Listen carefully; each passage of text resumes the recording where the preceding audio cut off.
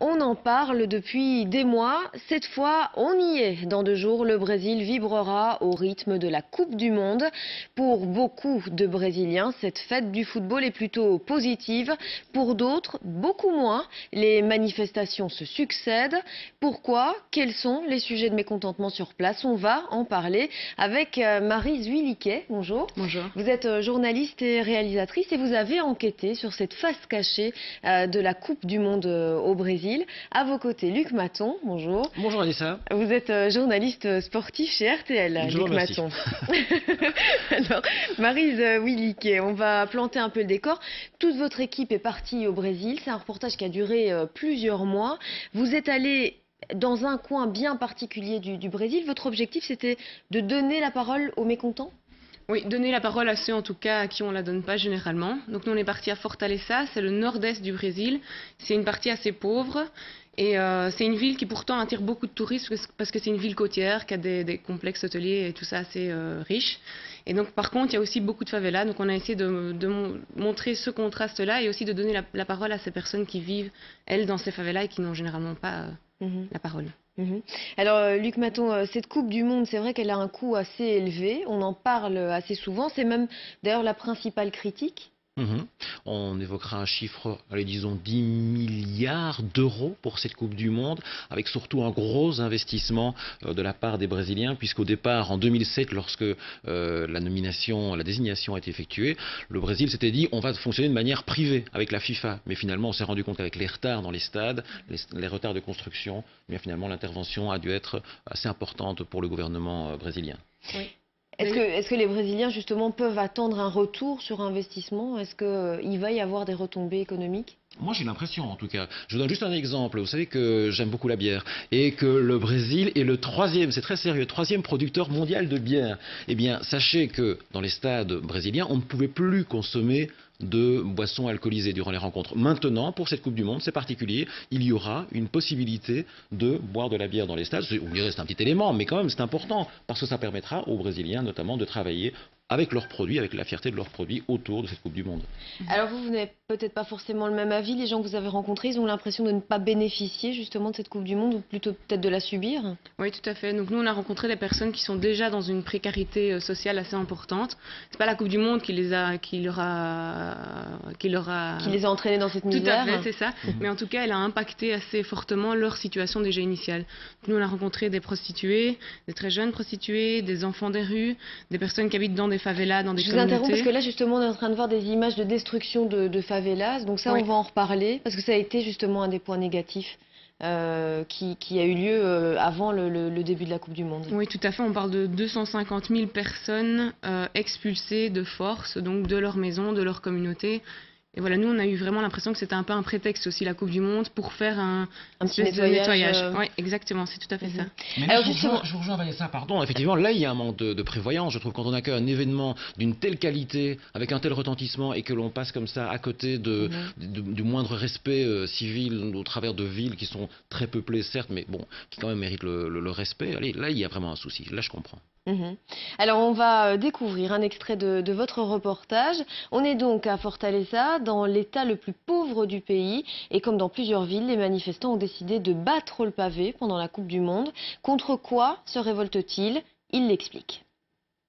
O que aconteceu foi que as direções dos movimentos ficaram atrabalhoadas, sem saber como é que reagir, e o povo sabia como fazer. Vamos para a rua, vamos exigir reforma agrária, vamos exigir passe livre, vamos exigir melhores condições de saúde, mais investimento na saúde, vamos exigir que nossos tios, primos e avós não morram mais na fila dos hospitais, né, como aconteceu comigo e acontece com todo mundo aqui no Brasil. Eu trabalho no Hospital Público de Fortaleza, o maior hospital do Ceará, e lá não tem leito para o paciente. O paciente só fica 72 horas por não ter leite. Então começa por aí a barbárie que acontece no nosso país e os jovens já estavam indignados, só que com isso meio que foi um empurrão para os jovens saírem das suas casas. Alors voilà, les manifestations, on dit qu'au Brésil c'est une tradition nationale, il y en a toujours. Et là, pour le coup, il y en a encore plus que d'habitude et ils s'attendent à vraiment une concentration. Pourquoi? Parce que c'est une caisse de résonance finalement, cette Coupe du Monde. Oui, tout à fait. Eux le prennent vraiment comme une opportunité d'être vus, de faire passer leur message. Ils savent que les médias internationaux sont là et donc vont en tout cas donner une résonance à leur message, alors que par contre leurs médias nationaux à eux, généralement ne couvrent pas cet aspect-là en tout cas de la réalité brésilienne. Il y a une prise de risque de la part de la FIFA parce que en 2006, une Coupe du Monde en Allemagne, puis on va en Afrique du Sud, première Coupe du Monde en Afrique, là aussi avec un contexte bien particulier, ça s'est finalement relativement bien passé. Ici, on va vers maintenant le Brésil, ensuite vous imaginez la scène, on va en Russie. Et puis le Qatar en 2022 qui est très décrié pour l'instant. C'est vrai qu'il y a une prise de risque de la FIFA parce qu'il faudra maîtriser la médiatisation autour de l'événement. Mais est-ce que la FIFA, évidemment, est bien consciente de tout ça dès le départ? Est-ce qu'elle essaie de limiter les choses ou est-ce qu'au contraire, elle se dit les journalistes sont là, c'est un petit peu l'occasion, comme c'est le cas pour les JO par exemple? Mon point de vue est le suivant, je pense que l'événement est tellement fort, la FIFA évidemment, va gagner de l'argent au travers de cette compétition. Si on estime qu'ici, il y aura peut-être plus de 2 milliards de dollars de bénéfices à la sortie de la compétition, vous imaginez quel que soit le pays. Donc, on a envie d'être présent avec le foot, c'est important. Maintenant, on ne peut pas canaliser, on ne peut pas maîtriser les médias. On espère que ce sera évidemment le moins dérangeant possible en termes de manifestation pour la bonne organisation de la compétition. Maryse Williquet, il y a aussi évidemment des créations d'emplois et ça, il ne faut pas l'oublier. Est-ce que les Brésiliens que vous avez rencontrés vont quand même essayer de surfer sur cette vague, vont quand même essayer de s'intégrer à ce mouvement? Oui, clairement, le seul point, c'est que c'est une création d'emplois pour un mois, en tout cas dans les emplois les plus précarisés de nouveau. Clairement, au niveau des structures hôtelières, les restaurants, etc., il va y avoir une augmentation. Mais de nouveau, ça sera minime par rapport à l'impact négatif que ça va pouvoir entraîner sur ces mêmes populations. Ça génère quand même du tourisme et ce tourisme va rester, ça attire vers le pays quand même? Ça attire du tourisme, mais qui sont les personnes qui vont bénéficier de ce tourisme, qui habitent déjà dans des conditions précaires, ni celles qui... on va dire que le gain de ce tourisme ne va pas aller dans des politiques sociales, dans des programmes sociaux, et c'est un petit peu ça qu'il décrit aussi, c'est qu'ils ont une situation sociale assez dramatique, et que finalement le gain de cette Coupe du Monde qui aurait pu être géniale, qui aurait pu être investi pour aussi la population, ne le sera probablement pas. Enfin, vous imaginez quand même 600 000 personnes attendues pour cet événement sur un mois. Donc ce sera volumineux. Bon d'accord, je ne défends pas. 600 000 étrangers, mais 3 millions de touristes en tout, parce qu'il y a aussi les Brésiliens qui vont se déplacer fatalement. Énormément, oui. Exactement. Maintenant, si on attend du long terme au Brésil, là, évidemment, c'est une autre question. Mais sur ces 6 mois à venir, voilà. Maintenant, quand vous allez dans votre agence de voyage, Vanessa, et vous voulez partir en vacances, on vous conseille généralement l'Espagne, on vous conseille l'Italie. Tandis que là, on va vous parler davantage du Brésil. Je me la conseille toute seule. Oui, je vais pas à l'agence. C'est bien ce que je disais. Ok, d'accord. Mais là, on vous parlera du Brésil davantage. Vous verrez, c'est mieux quand même. Bon, voilà, j'ai ce côté positif. Je défends un peu, bien sûr, le côté Brésil et Coupe du Monde. Évidemment. Alors, mais justement, regardons le côté positif aussi des choses. Lorsqu'on parle du Brésil, on pense à ses plages, à la samba. L'une de nos équipes a eu la chance de goûter à ces plaisirs brésiliens. Il s'agit d'Adel Lassouli et Steve Daman. On va regarder un extrait. Après de grosses transformations qui ont notamment réduit le nombre de places dans le stade, le Maracanã est fin prêt pour la Coupe du Monde. Mais les avis sur ces rénovations sont mitigés. C'est sûr qu'on a la nostalgie du grand Maracanã qui pouvait accueillir plus de 100 000 personnes. On a réduit l'espace et en même temps on y a réduit la joie. Le Maracanã, c'est le meilleur stade du monde. C'est un stade fait avec le cœur. Il n'y a pas un stade en Europe qui lui arrive à la cheville. Alors Luc Maton, ce reportage il sera diffusé prochainement dans le journal. Là, on a vu un petit extrait. Ce sont des tournages d'Adel Lassouli donc au Brésil et c'est vous qui allez introduire tous ces reportages puisque à partir de ce soir, vous retrouverez les téléspectateurs tous les jours dans le journal de 19h. Oui. C'est une séquence qui s'appelle Tous au Brésil. Voilà, on a une volonté de couvrir au mieux l'événement bien évidemment à RTL avec la rédaction mobilisation bien sûr sur l'aspect sportif puisqu'il y a les rencontres, il y aura les résultats, il y aura les beaux buts, on vous montrera aussi les émotions. Sachez quand même que si vous avez regardé ce samedi, en termes d'émotion, on a vu des grelons tomber, on se demandait d'où ils venaient. Donc... on a vu votre émotion en tout cas. Oui, moi je vous remercie. Effectivement, nous étions vraiment surpris par la chose. Mais au-delà de ça, il y aura plusieurs reporters qui partiront, qui sont déjà partis d'ailleurs au Brésil, et qui eux nous expliqueront les différentes facettes, à la fois économiques, sociales, la présence des stars aussi au Brésil, comment seront-elles gérées ces joueurs qui valent des millions. Donc on sera très attentif à la côté du foot, à la présence belge bien évidemment aussi, au niveau du camping, parce qu'il y a un camping à Rio avec 3000 supporters belges attendus, donc vous imaginez, et peut-être également une présence royale. Donc tout cela sera couvert bien sûr au travers de cette séquence dans le journal, sans oublier les réseaux sociaux. Vanessa. Évidemment, sans oublier les réseaux sociaux, puisque ça c'est très important en ce moment. Est-ce qu'au Brésil, justement, des choses vont s'organiser via les réseaux sociaux? Oui, tout à fait. Les manifestations, justement, c'est exactement ça. C'est en plein. Ils s'organisent que par les mouvements sociaux, en fait.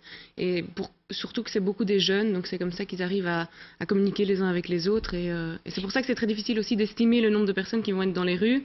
Parce que voilà, on sait très bien qu'un événement Facebook, ça peut être très juste comme très. C'est approximatif. Est-ce que ces gens que vous avez rencontrés, ils vont quand même participer à cette Coupe du Monde? Est-ce qu'ils vont quand même regarder les matchs de foot ou est-ce que vraiment ils rejettent ça complètement? Non, tout à fait, ils vont regarder. C'est ça aussi que nous, on veut essayer d'insister là-dessus, c'est que ce sont les premières personnes qui adorent le foot. Parce que le foot, c'est un sport hyper accessible, c'est le sport de tout le monde. Une balle, et voilà, c'est parti. Donc c'est un sport hyper populaire et justement, ce sont les premiers qui seront en train de regarder les matchs de foot et faire la fête, s'ils gagnent évidemment, dans la rue. Donc il ne faut pas croire que les Brésiliens sont contre le foot et contre la Coupe du Monde. Ils en profitent juste pour faire passer leur message. Luc Maton, il y a quand même une chose à dire, c'est qu'évidemment, un ticket pour un stade de foot, c'est pas à la portée de tout le monde. Et ça, les Brésiliens ne seront pas très nombreux finalement à profiter de cet aspect-là des choses. En proportion, non, bien sûr. Maintenant, dites-vous quand même que quand vous voyez les stades maracaniens, quand vous voyez des stades à Sao Paulo, où la présence, la densité de spectateurs pour suivre le football, qui est le sport numéro 1 au Brésil, ils se sont réservés depuis maintenant des mois pour cet événement. Donc, je crois quand même pas non plus que, bon, on est d'accord, il y a des Brésiliens qui n'auront pas la possibilité d'eux, mais les stades seront copieusement garnis parce que les Brésiliens vont y jouer et vont certainement aller loin. D'ailleurs, il y a un an, il y avait la Coupe des Confédérations, c'est la petite Coupe du Monde, avec 8 équipes, et là déjà c'était un succès quand même retentissant puisque le Brésil était jusqu'au bout. Alors voilà, merci à tous les deux. Luc Maton, je rappelle qu'on vous retrouve tous les soirs donc, dans le 19h pour votre séquence Tous au Brésil, et vous allez nous faire rêver, j'imagine, un petit peu. Mais les diables aussi, les diables aussi. Parce que sans les diables, évidemment. Je ne suis rien. Merci. Alors on va retrouver Daniela Prepeliuk et pour le coup, on va pas rêver aujourd'hui, Daniela. Alerte jaune sur la Belgique. Les orages et la grêle ne vont pas nous épargner cet après-midi encore. Oui, tout à fait, Vanessa. Et d'ailleurs, l'IRM a relevé son niveau d'alerte. On parle d'alerte orange pour le moment. Donc regardez les températures. On est aux alentours des 24 à 31 degrés. Il fait très lourd. On a du mal à respirer. Et bien, conséquence, tout d'abord, ce matin, nous avons eu une première vague d'orages. Ces orages ont principalement touché Bruxelles et les Brabants. On a eu d'ailleurs quelques dégâts du côté de Braine-l'Alleud et à Gerpine. Et dans le courant de cet après-midi, accalmie jusqu'à 14-15 heures. Et ensuite, une nouvelle vague d'orages va toucher l'ensemble de nos régions. Donc, on est en vigilance orange.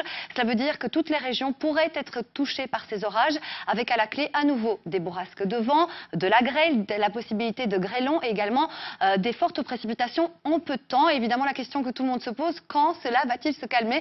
Eh bien, demain, une météo encore variable, surtout dans le courant de l'après-midi. Et ce n'est qu'à partir de mercredi qu'on va retrouver des conditions beaucoup plus calmes et surtout des températures plus agréables, entre 20 et 25 degrés. On pourra enfin respirer. Merci, Daniela. Alors, demain, on parlera politique. Bart De Wever est attendu chez le roi. Prolongation ou fin de mission? On découvrira cela ensemble. Tout de suite, c'est Alix Battard qui vous fixe rendez-vous pour le journal de 13h.